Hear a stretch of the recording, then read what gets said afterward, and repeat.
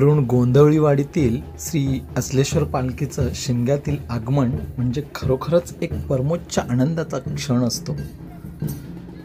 भक्तीला आलेली भरती आणि तनमनात खेळणारा शिमगा इथल्या प्रत्येकाच्या रंध्रात ढोल वाजत असतो, मृदुंग वाजत असतो, शिमगा खेळत असतो। ती एक ओढ, ती एक आवड, ती एक आतुरता, ती एक उत्सुकता प्रत्येकाची अगदी शिगेला पोचलेली असते।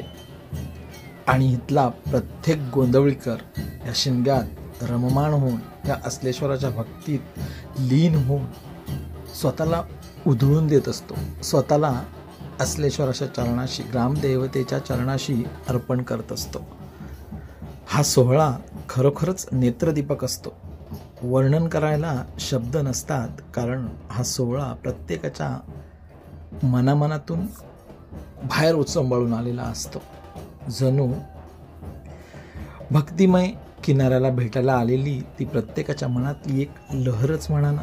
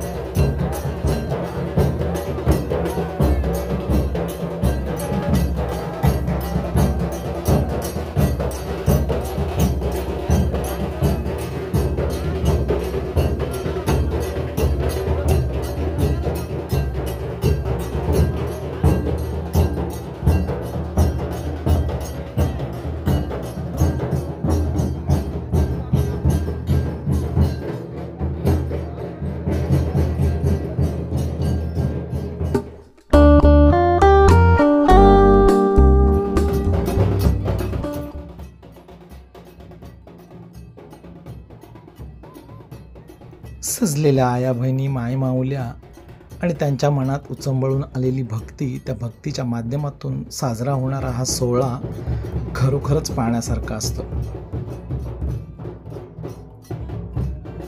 देव येतो, प्रत्येकाच्या मनावर आरूढ होतो, आनंद देतो।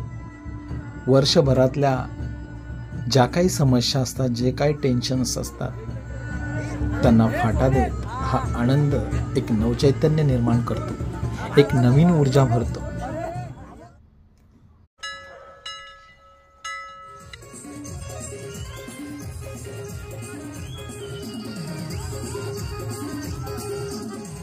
ही पालखी वाडीत येते नव्हे तर इकडे तिकडे पसरलेला परिवार, वाडी, गाव एकत्र आणते आणि जल्लोषात शिमगा साजरा करायला लावते, नाचायला लावते। जीवन म्हणजे तरी काय हो, येणाऱ्या समस्यांना पार करत पुढे पुढे जात जगत राहायचं। त्यामध्ये असे सोहळे निश्चितच ऊर्जा देतात, प्रेरणा देतात, जगण्यातली मजा सांगतात।